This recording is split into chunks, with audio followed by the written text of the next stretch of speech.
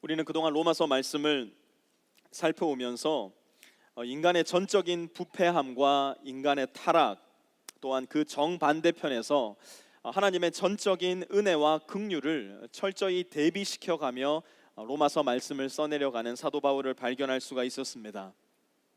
인간은 스스로를 구원할 수 없는 무능력한 존재임을, 그러나 하나님은 그분의 본체 대신 아들 예수 그리스도를 이 땅에 보내셔서 그러한 우리를 죽음에서 생명으로 건져내실 만큼 사랑에 충만하신 분이시며 전능한 분이심을 우리는 로마서 말씀을 통해서 함께 살펴보았습니다. 뿐만 아니라 사도 바울은 유대인들의 생각과 마음속에 가득하게 들어차 있었던 율법을 열심히 지키고 행함으로 말미암는 구원이 아니라 오직 예수 그리스도를 믿음으로 말미암아 얻게 되는 구원을 그들에게 선포하기 시작하는데요. 사실 이러한 메시지는 율법 체계에 완전하게 사로잡혀 있었던 유대인들에게는 그야말로 낯설기 그지없는 메시지였습니다. 그러다 보니 그 당시 초대교회 성도들이 대단히 큰 혼란함을 겪게 되었었는데요.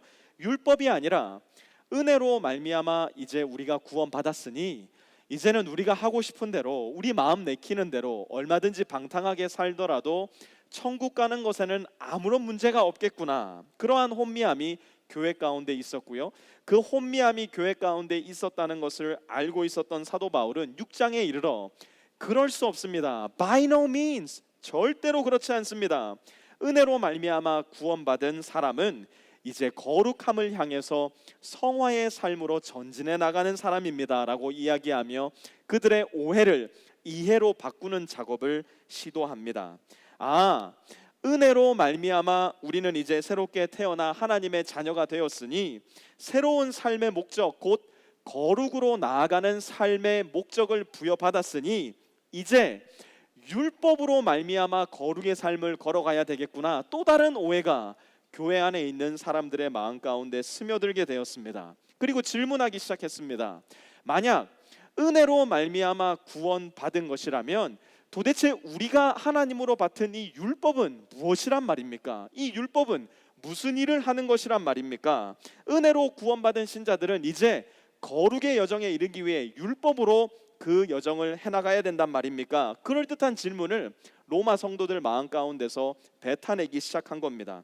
그러나 바울의 결론적인 대답은 노입니다.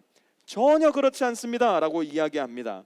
은혜로 구원받은 신자는 동일하게 은혜로 거룩의 여정을 이어나가야 된다는 것이 바로 오늘 우리가 살펴볼 7장의 간략한 내용입니다. 바울은 구원받은 신자 안에 여전히 남아있는 죄와 율법, 그리고 은혜와 우리의 관계를 우리가 어떻게 살아나가야 되는지 신자의 삶을 구체적으로 조명하며 이야기하기 시작합니다. 특별히 오늘 본문에서는 세 부류의 신자들을 향해 율법과 신자들의 관계가 어떠해야 하는지 메시지를 던지고 있는데요. 말씀 속으로 한번 들어가 구체적으로 한 절 한 절 말씀 살펴보도록 하겠습니다. 첫 번째로 사도 바울은 여전히 율법주의자들에게 먼저 율법과 신자들의 관계를 설명합니다. 1절 함께 봅니다. 형제자매 여러분, 사도 바울이 지금 누구에게 편지를 쓰고 있습니까? 1절에 보니까 형제자매 여러분, 바울은 먼저 그리스도로 말미암아 은혜로 거듭났음에도 불구하고 여전히 율법이 구원의 근원이요 성화의 근원이라 오해하고 있었던 율법주의자들을 향해서 신자와 율법의 관계를 설명해 나갑니다. 율법에 대한 오해가 얼마나 뿌리 깊었던지 사도 바울은 그들에게 있어서 가장 이해가 잘 될 만한 결혼 예시로서 율법과 신자들의 관계를 이렇게 설명합니다. 1절부터 3절까지 제가 읽어보겠습니다. 형제자매 여러분, 나는 율법을 아는 사람들에게 말을 합니다. 율법은 사람이 살아있는 동안에만 그 사람을 지배한다는 것을 알지 못합니까? 결혼한 여자는 그 남편이 살아있는 동안에는 법으로 남편에게 매여 있으나 남편이 죽으면 남편의 법에서 풀려납니다. 그러므로 남편이 살아있는 동안에 그 여자가 다른 남자에게로 가면 그 여자는 간음한 여자라는 말을 듣게 됩니다. 그러나 남편이 죽으면 그 법에서 해방되는 것이므로 다른 남자에게로 갈지라도 간음한 여자가 되지 않습니다. 1절부터 3절까지의 말씀을 간략하게 정리하면 이렇습니다. 내가 죽으면 내 배우자는 다른 사람에게로 가서 결혼할 수 있다는 겁니다.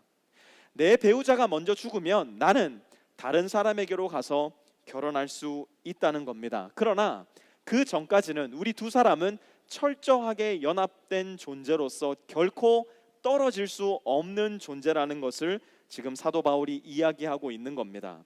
우리는 이 모습이 바로 율법과 우리의 관계라는 것을 기억해야 됩니다. 우리는 이전에 율법과 완전하게 결합되어 있는 존재로서 율법이 말씀하고 있는 그 모든 말씀을 철저하게 지켜내야 하는 존재였고, 그러나 그 율법을 철저히 지킬 수 없는 존재였기 때문에 어쩔 수 없이 우리 안에서 할 수밖에 없는 고백, 모든 사람이 죄를 범하였음에 하나님의 영광에 이르지 못하더니, 이 절망에 도달할 수밖에 없는 존재가 바로 율법과 하나 되어 있었던 저와 여러분의 본 모습이었다는 겁니다. 그런데 그런 우리에게 무슨 일이 일어났느냐? 4절 한번 보세요.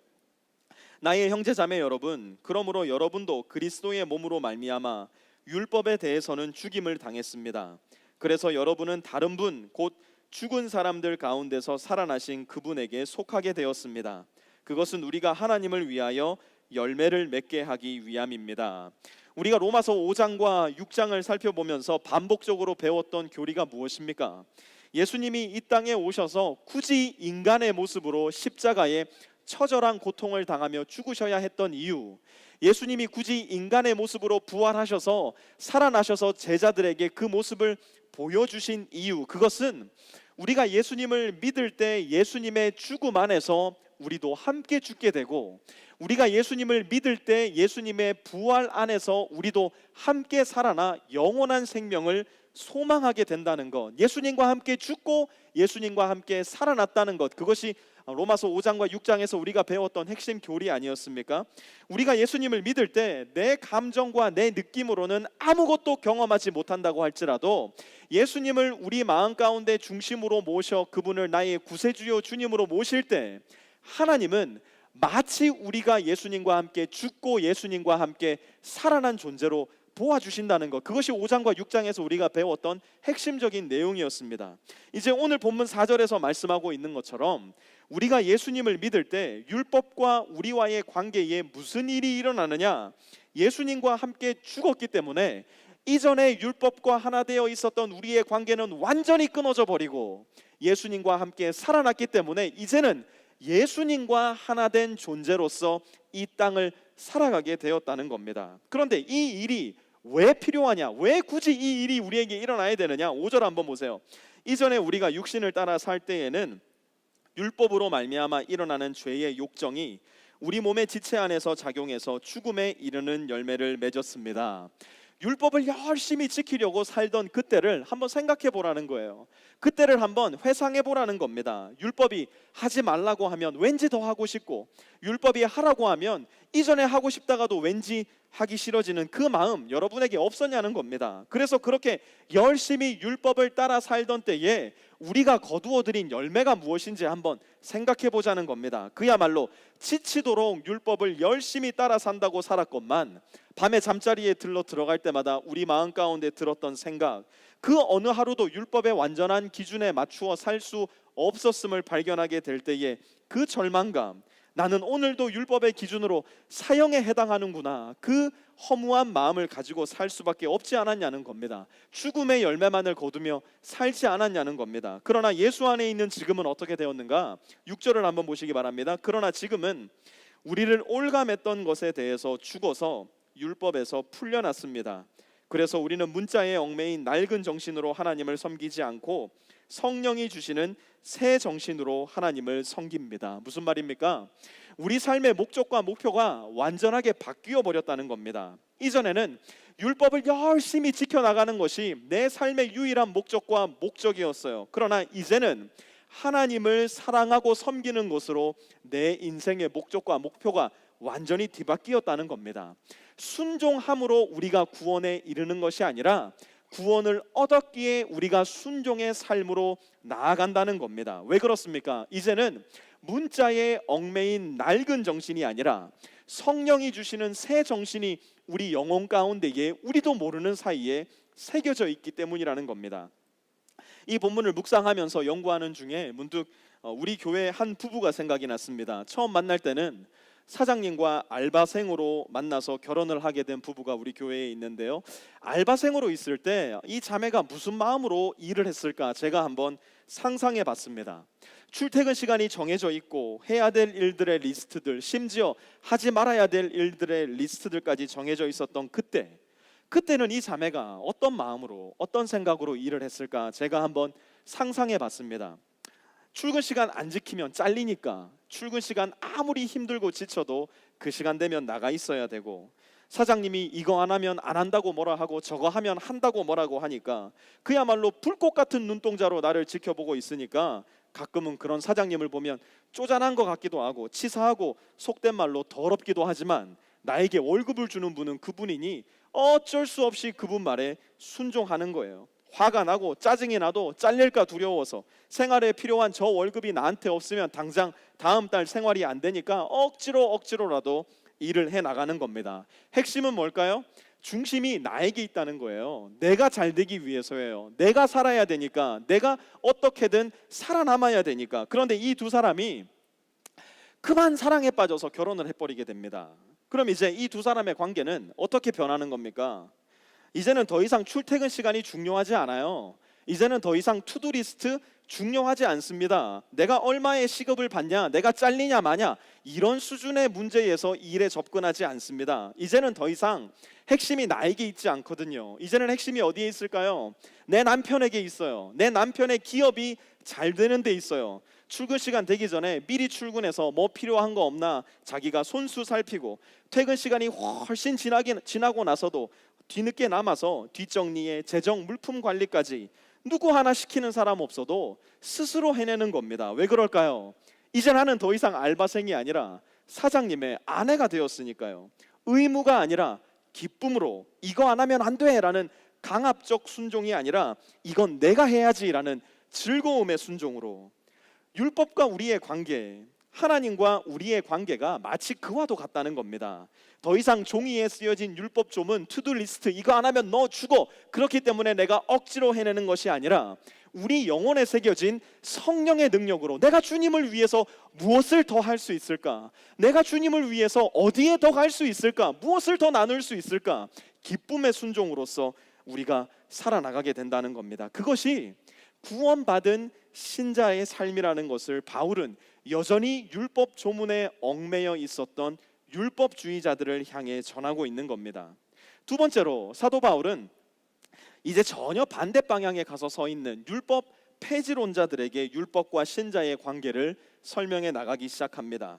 여기까지 사도 바울이 이야기하고 나니까요, 이제 사람들이 이렇게 생각하는 거예요. 아, 그렇다면 사도 바울이시여, 율법은 악하고 율법은 나쁜 것이로군요. 사람들이 반문하기 시작한 겁니다. 사람들이 오해하기 시작한 겁니다. 그에 대한 질문에 사도 바울은 이렇게 대답합니다. 7절요. 그러면 우리가 무엇이라고 말을 하겠습니까? 율법이 죄입니까? 그럴 수 없습니다. 율법이 죄입니까? 라는 친자들의 질문에 바울은 단호하게 대답합니다. 그럴 수 없습니다. 그러자 사람들이 헷갈리기 시작했어요.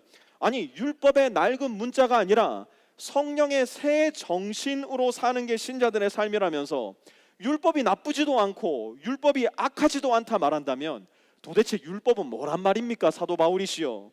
이제 사도 바울은 율법의 기능을 세 가지로 요약해서 오늘 본문 가운데 말씀하고 있는데요. 첫 번째로는 율법은 죄의 정체를 드러낸다는 겁니다. 7절 말씀 이어서 계속 봅니다.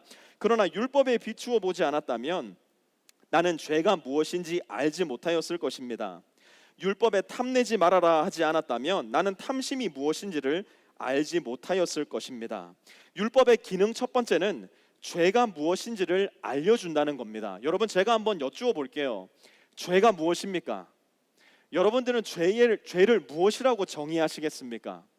오늘날 이 질문만큼 답하기가 어렵고 애매한 것이 없는 것이 바로 우리가 살아가고 있는 이 시대입니다. 오늘날 포스트 모더니즘 시대를 살아가는 우리에게 있어서 죄의 기준만큼 혼미하고 죄의 기준만큼 기준이 모호한 것이 없어져 버렸습니다. 오늘날 이 시대에 그리스도인들이 그토록 편협한 사람이 되어버린 이유 중에 하나도 바로 죄의 기준에 있습니다. 우리는 성경을 통해서 우리에게 말씀하신 하나님의 계시를 통해서 죄가 무엇인지를 인식합니다. 그러나 세상은 자기 자신의 감정과 느낌, 자기 자신의 주관적인 생각으로 그때그때 변하는 기준으로서 죄를 인식합니다. 더 이상 나에게 무엇이 죄인지 무엇이 죄가 아닌지 말하지 마시오, 당신에게는 그럴 권리가 없소 라고 이야기하는 시대가 바로 오늘날 우리가 살아가는 이 시대입니다. 그 누구도 나에게 당신은 죄인이요 라고 말해서는 안 되는 시대. 그러나 절대적 가치가 부재하는 것이 좋은 세상이다 라고 말하는 생각이 얼마나 허망하고 어리석은 생각인지 제가 단적인 질문으로 한번 증명해 보도록 하겠습니다. 여기 앉아 계신 여러분들 중에 혹시 밤에 문을 안 잠그고 문을 활짝 열어놓고 주무시는 분 계십니까? 아마 여러분 모두는 밤에 잠을 자기 전에 문을 다 잠그고 주무실 겁니다. 만약 우리 중에 그 누구가 밤에 누군가가 우리 집에 무단으로 들어오는 행위를 죄로 보지 않는다라고 생각한다면 우리는 집에 문을 잠글 이유가 하등 없습니다.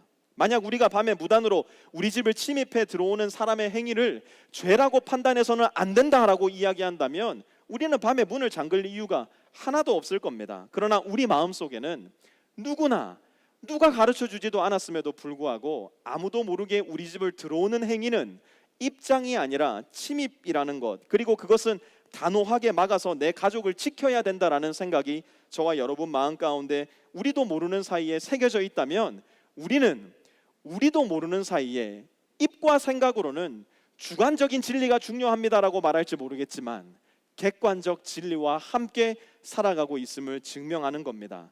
만약 우리 안에 이러한 기준이 나도 모르는 사이에 새겨져 있다면 우리는 누군가에게, 그리고 될 수만 있다면 가장 완벽하고 선하고 의로운 누군가가 주시는 그 법칙을 받아 살아야 될 필요가 있을 텐데요. 사도 바울은 그것이 바로 하나님께서 우리에게 주신 율법의 기능이라는 것을 말하고 있는 겁니다. 율법은 죄가 무엇인지를 여실하게 드러내어주는 기능을 가지고 있습니다. 두 번째로 율법은 죄를 자극합니다. 8절 말씀 함께 봅니다. 그러나 죄는 이 계명을 통하여 틈을 타서 내 속에서 온갖 탐욕을 일으켰습니다. 율법이 없으면 죄는 죽은 것입니다. 죄가 계명 곧 율법을 통하여 틈을 타서 내 마음에 온갖 탐욕을 불러일으켰다는 겁니다. 이것이 무슨 말일까요? 간단하게 말하면 이겁니다. 잔디밭에 들어가지 마시오 그러면 우리 마음 가운데 즉시로 무슨 마음이 생깁니까? 들어가고 싶은데 라는 생각이 생깁니다. 만지지 마세요 라고 써 있으면 무슨 생각이 듭니까? 한번 만져보면 무슨 일이 일어날까 은근한 호기심이 생깁니다. 70마일 이상으로 달리지 마시오 라고 하면 우리 마음 가운데 즉시로 드는 생각이 뭡니까? 몇 마일 정도 더 달려야 내가 안 잡힐 수 있을까? 우리는 먼저 그 법을 어길 생각부터 하게 됩니다. 제가 여쭙겠습니다. 그러면 그 법이 잘못된 겁니까? 그 법이 악하고 나쁜 것입니까?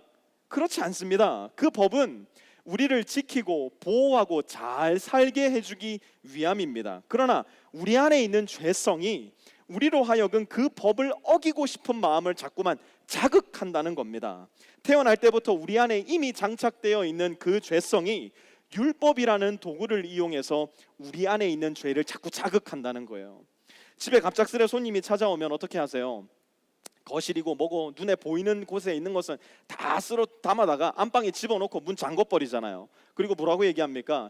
얘들아 절대로 오늘만큼은 안방에 들어가면 안 된다. 절대로 안방 문 열면 안 된다. 네 방 깨끗하게 치워놨으니까 친구들 데리고 그 방 가서 놀아야 된다. 이야기하지 않습니까? 거의 애원하듯이 얘기하기도 하고 위협하듯이 얘기하지도 않습니까? 그런데 나중에 보면 어떻게 되어 있습니까? 굳이 치워놓은 자기 방에서는 안 놀고 굳이 모든 것을 다 집어 던져놔서 그야말로 난리 벼락 같은 안방문을 열고 거기 안에서 친구들이랑 즐겁게 놀고 있는 아이들의 모습, 그리고 손님이 그 방 앞에 서서 얘들아 집에 가자라고 이야기할 때 우리 마음 가운데 문득 찾아오는 그 당혹스러움과 부끄러움, 수치심, 저만 경험해 본 것처럼 그렇게 앉아 계시는 것 같은 느낌이 드는데요. 아이들 이제 크면 다 겪게 될 분들도 여기 계시고 이미 겪은 분들도 여기 많이 있으실 겁니다. 뭡니까? 저 순수하고 아름다워 보이는 우리 아이들 속에도 자기도 모르는 사이에 법을 어겨버리고 싶은, 정해진 규칙에서 매여 살고 싶지 않은 그 마음이 이미 자리 잡고 있더라는 겁니다. 부모가 하지마라고 말하는 순간 하지마라고 말한 그것만을 굳이 하고 싶어하는 그 마음, 법을 통하여 틈을 타서 죄를 자극하는 마음이 저와 여러분들 모든 사람들 가운데 다 자리하고 있더라는 겁니다. 율법은 죄를 자극하는 기능을 가지고 있는 거예요. 세 번째로 율법은 죄를 정죄합니다. 9절에서 11절 말씀. 전에는 율법이 없어서 내가 살아 있었는데 계명이 들어오니까 죄는 살아나고 나는 죽었습니다. 그래서 나를 생명으로 인도해야 할 그 계명이 도리어 나를 죽음으로 인도한다는 것이 드러났습니다. 죄가 그 계명을 통하여 틈을 타서 나를 속이고 또 그 계명으로 나를 죽였습니다. 율법이 없을 때는 이것을 해도 오케이 저것을 해도 오케이였는데 계명이 들어오니까 죄가 그만 살아나 버린 겁니다. 그러면 나는 어떻게 반응합니까? 율법을 잘 지킬게요 이렇게 하지 않잖아요. 웃기는 소리 하지 마. 나는 내 방식대로 살 거야. 그러니까 어떻게 됩니까? 9절에 보니까 죄는 살아나고 나는 죽어버렸다는 겁니다. 여기서 죽었다는 말은 예수님과 함께 죽었다는 그런 표현이 아니라 문자 그대로 내가 죽었다는 거예요. 로마서 6장 23절에 이야기할 때 죄의 삭은 사망이요 그 사망이 우리 삶 가운데 이르게 되었다는 겁니다. 율법이 들어오니까 그 율법을 지켜낼 능력이 없으니까 죄의 결과로서 죽음이 우리 삶 가운데 찾아왔다는 겁니다. 지난주에 형제들 몇 명이 낚시를 다녀왔는데요. 거기에서 1년에 한 3, 4개월 정도 그 낚시터에 와서 낚시를 하시는 싱가포르 출신의 한 할머니를 만났습니다. 그런데 이 할머니가요, 낚시를 참 잘하셨는데 낚시만 잘하실 뿐만 아니라 낚시와 관련된 해양법들을 정말 빠삭하게 잘 알고 계셨어요. 우리 중에 한 명이 광어를 잡았는데요, 좀 사이즈가 작았습니다. 그러니까 이 할머니가 옆에 와서 이렇게 얘기를 해요. You gotta let it go. It's too small to eat. 그 말을 듣는 제 마음 가운데 아이고 큰일 날 뻔했다. 실수할 뻔했다. 이거 법을 어기고 이 광어를 먹을 뻔했구나. 이런 마음이 하나도 안 들고요. 저거 먹어야 되는데 아무리 작아도 광어인데 저거 회 떠가지고 상추 위에 올려서 초장 푹 찍어서 마늘에 깻잎 올려가지고 먹어야 되는데 이 아쉬운 마음이 제 마음 가운데 마구마구 몰려오는 겁니다. 그런데 먹으면은 어떻게 될 것 같아요? 이 싱가포르 할머니가 왠지 신고할 것 같은 마음이, 두려움이 제 마음 가운데 들여오는 겁니다. 이 할머니가 곧 법이 되어서 광어 사이즈가 모자라면 못 잡게 만드는 거예요.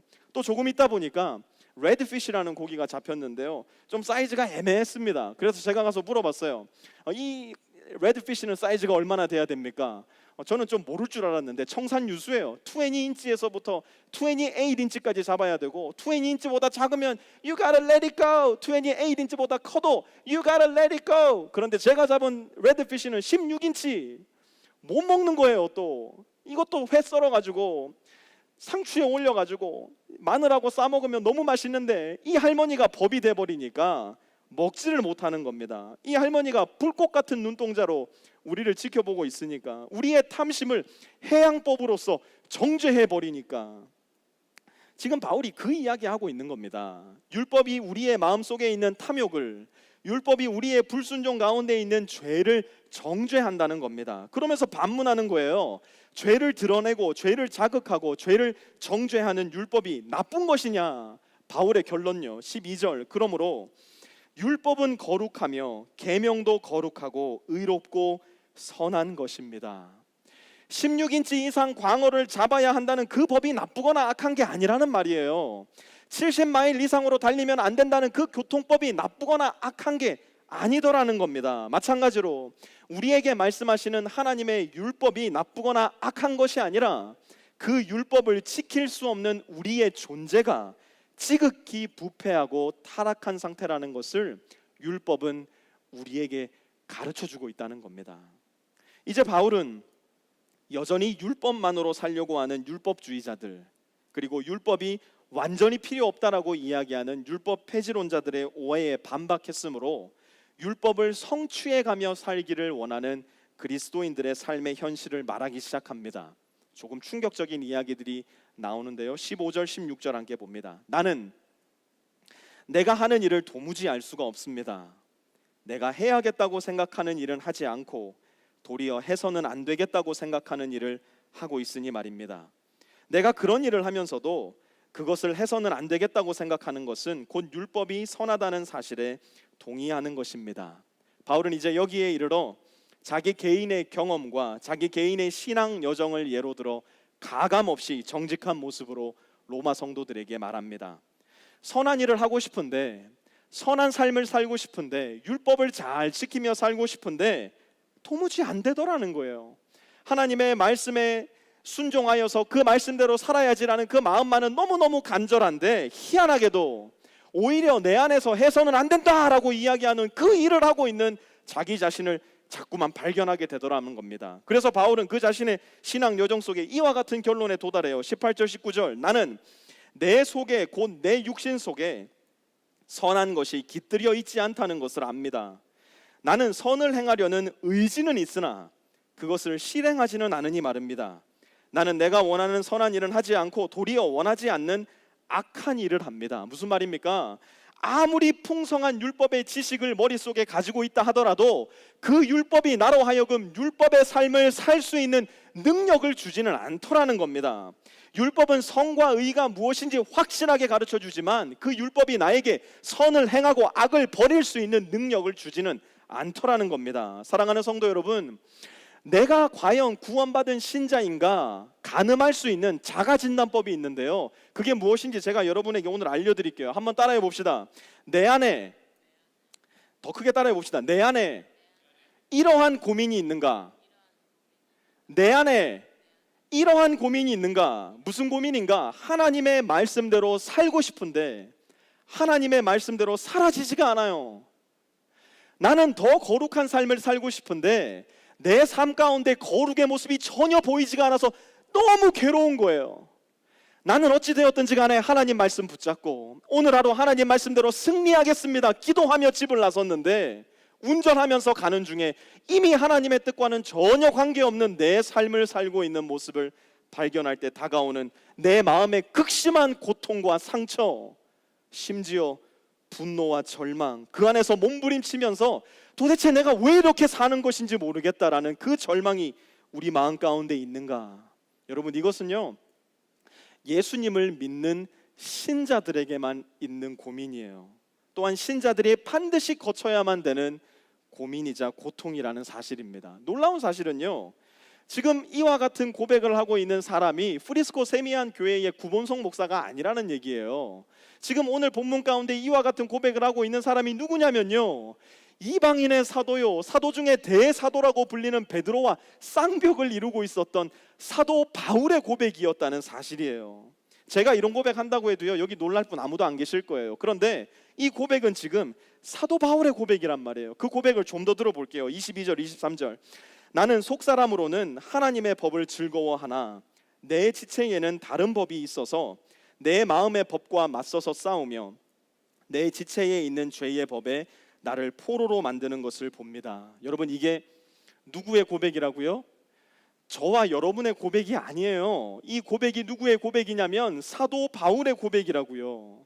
새신자의 고백이 아니에요. 믿음의 연륜이 10년 된 사람의 고백이 아니에요. 사도 바울의 고백이라니까요. 여러분, 신자의 삶을 너무너무 쉽고 간단한 공식으로 이해하지 마시기 바랍니다. 믿으면 무조건 승리할 거라고 너무 쉽게 말하지 마세요. 은혜면 다 될 거라고 너무 쉽게 단정 짓지 마세요. 언제나 기쁨 가득하고 언제나 복이 가득한 삶이 신자의 삶이라고 그렇게 매번 웃고 매번 스마일의 표정으로 다녀야 된다고 그렇게 신자의 삶을 간단하게 정의 내리지 마세요. 성경 읽고 기도하며 모든 문제 다 해결될 거라고 그렇게 간단하게 신자의 삶을 생각하지 마세요. 교회 열심히 나오고 11조 잘하면 만사형통할 거라고 그렇게 쉽게 신자의 삶을 재단하지 마세요. 너무나 많은 경우에 우리가 그러한 메시지를 듣다 보니 우리 마음 가운데 은근한 교만과 착각이 찾아올 때가 대단히 많아요. 언제요? 죄 때문에 넘어져 있는 신자들을 볼 때, 죄 때문에 고민하고 고통하는 신자들을 볼 때, 죄 때문에 신음하고 눈물 흘리고 있는 신자들을 볼 때 가차없이 정죄해버리잖아요. 당신 믿음 떨어져서 그렇다고, 당신 은혜 떨어져서 그렇다고, 기도 안 해서 그렇다고, 교회 안 나와서 그렇다고, 헌금 안 해서 그렇다고 우리 안에 있는 작은 박스 속에 하나님의 능력을 가두어버리고 신자의 삶을 가두어버릴 때가 너무 많잖아요. 그러나 그렇지가 않다는 거예요. 신자의 삶이 그렇게 간단한 공식처럼 해결될 수 있는 게 아니라고요. 아무리 말씀을 읽어도 내 영혼에 도저히 해결되지 않는 갈증이 남아있는 때가 신앙의 여정 가운데 우리 삶에 경험될 때가 분명히 있더라는 겁니다. 아무리 기도하고 부르짖어도 도저히 해결되지 않는, 풀리지 않는 영적인 응어리가 우리 가슴에 남아있을 때도 분명히 있더라는 사실입니다. 심지어 오늘 본문을 보니까 사도 바울도 그러한 경험 가운데 살았는데 어떻게 우리가 그렇게 쉽게 우리의 신앙을, 또한 우리 형제 자매들의 신앙을 판단하고 정죄할 수 있겠습니까? 신자의 삶이 이렇게 간단치 않다 보니까요, 우리가 신자로서 살면서 겪게 되는 일련의 사건들이 있다는 것을 발견하게 됩니다. 신기하게도 대부분의 신자들이 이 과정을 거쳐 나가게 되는 것 같은데요, 신자들이 자기의 성향에 따라서 어떤 사람은 이쪽에, 어떤 사람은 저기에 조금 편중될지는 모르겠지만 이러한 사건들을 거치게 되는 모습들을 많이 봅니다. 그것이 무엇이냐? 첫 번째로 내 구원을 자꾸 의심해요. 하나님, 내가 하나님의 말씀대로 살지도 못하고 기도도 하지 못하고 하나님의 뜻 가운데 거하지도 못하는데 과연 제가 구원받은 게 맞습니까? 살면 살수록 더 탐욕적이 되는 것 같고, 살면 살수록 더 이기적이 되는 것 같고, 하나님, 제가 구원받은 거 맞습니까? 자꾸 구원을 의심하고 자기 구원을 흔들려 합니다. 두 번째, 율법으로 돌아가 버려요. 이왕에 이렇게 된 거야, 차라리 1번부터 10번까지 빠져나갈 구멍 없는 율법적인 삶을 살아보자. 마음을 단단히 먹고 자기부터 율법적인 삶을 살기 시작합니다. 그리고 그 율법적인 차가운 눈과 입술을 가지고 다른 사람들을 정죄하고 재단하고 판단하기 시작합니다. 세 번째는 여기가 우리가 가야 할 곳인데요, 바로 바울의 결론이에요. 바울이 내린 결론. 바울은 하나님의 말씀대로 너무나 살고 싶지만 그렇게 되지 않는 자기 자신의 삶을 바라보며 괴로워하다가 이렇게 말해요. 24절. 나는 비참한 사람입니다. 여기에는 나는 비참한 사람입니다, 이게 아니라 깊은 한숨이 있어요. 영혼 가운데 해결되지 않는 그 한숨. 나는 비참한 사람입니다. 누가 이 죽음의 몸에서 나를 건져주겠습니까? 바로 여기가 저와 여러분이 가야 될 곳이에요. 나는 비참한 사람입니다. 누가 나를 이 죽음의 몸에서 건져내겠습니까? 바로 이곳이 우리가 가야 할 곳이고, 바로 이 질문이 저와 여러분이 물어야 될 질문이에요.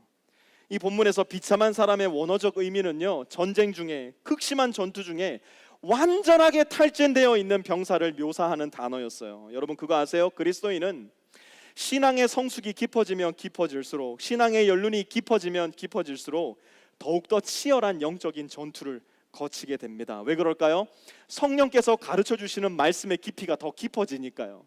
하나님과의 동행함이 깊어지면 깊어질수록 하나님의 거룩함은 더 분명하게 보이고 나의 부패함은 더 절실하게 보여지니까요.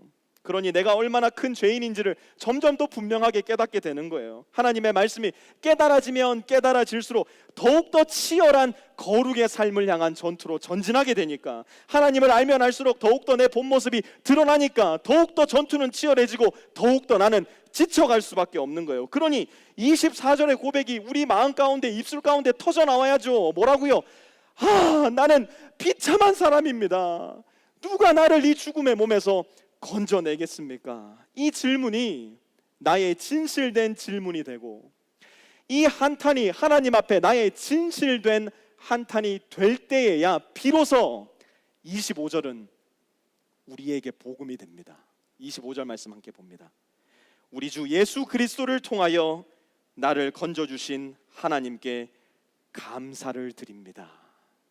누가 나를 이 죽음의 몸에서 건져주겠습니까? 한탄의 마음으로 묻게 되니까 성령께서 사도 바울의 마음에 깨달음을 주시는 거예요. 우리 주 예수 그리스도를 통하여, 누구를 통해서요? 우리 주 예수 그리스도를 통하여 나를 건져주신 하나님께 감사를 드립니다.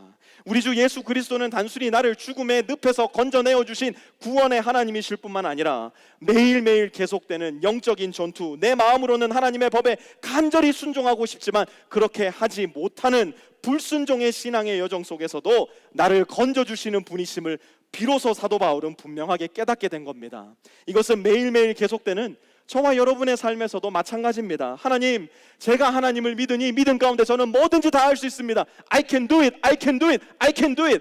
해보세요. 안 되더라니까요. I can do it 가지고 아무리 나가봐야 하루면 무너지더라니까요. 아무리 길어도 한 달이면 무너져 버리고 말더라니까요. 그래서 우리는 24절, 25절 말씀을 늘 우리 영혼 가운데 깊이 새기고 기억해야 됩니다. 무엇을요? 나는 비참한 사람입니다. 누가 나를 이 죽음의 몸에서 건져내겠습니까? 그때 우리가 해야 될 고백은 I can do it 주님이 아니라 You can do it 주님. 우리를 죽음에서 건지신 분은 우리 주 예수 그리스도. 그래서 내가 할 일은 하나님께 감사를 드립니다. 이것이 바로 우리가 깨달아야 될 우리의 영적 현실이며, 이것이 바로 우리가 얻을 수 있는 하나님의 도우심이고 인도하심이라는 겁니다. 이것은 우리 삶의 모든 영역에도 적용됩니다. 나는 비참한 사람입니다. 아무리 남편과 화목하려고 해도, 아무리 아내를 섬겨주려고 해도 작심 3일이면 끝나버립니다. 아니, 작심 3시간이면 끝나버립니다. 그때 우리가 해야 될 고백이 무엇입니까? I can do it, I can do it. 아니요, 나는 비참한 사람입니다. 누가 나를 이 죽음과도 같은 결혼 생활에서 건져주시겠습니까? 그때 I can do it이 아니라 우리가 보아야 할 것은 You can do it 주님. You can do it 주님. 우리를 이 결혼 생활 가운데서 화목으로 인도하실 하나님께 감사를 드립니다. 우리의 재정 생활도 마찬가지예요. 우리의 자녀와의 관계도 마찬가지예요. 직장 생활도 마찬가지예요. 나의 영적인 고민도 마찬가지예요. 나는 비참한 사람입니다. 누가 나를 이 마음의 고통에서, 이 관계의 고통에서, 재정의 고통에서, 직장 생활의 고통에서 나를 건져내겠습니까? 그때 우리가 해야 될 고백, You can do it 주님. You can do it 주님. 우리를 구원하실 하나님을 찬양합니다. 우리 주 예수 그리스도를 통하여 나를 건져내실 하나님을 찬양합니다.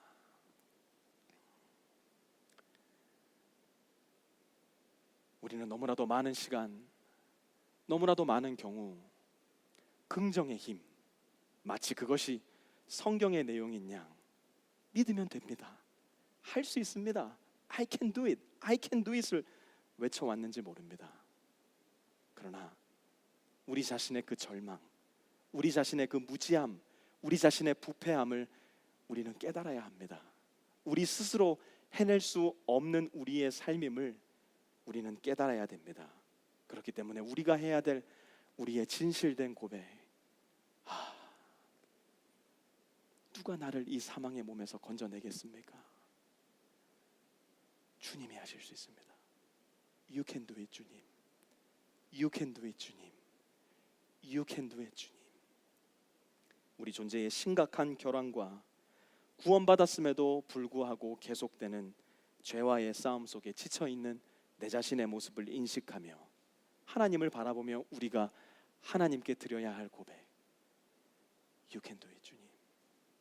주님 오셔서 나를 구원해 주십시오. 우리 주 예수 그리스도를 통하여 나를 건지실 하나님께 감사를 드립니다. 이것이 바로 믿음으로 거듭나 신자의 삶을 살아가는 정직하고 진실된 저와 여러분의 기도와 찬양이 되어야 합니다.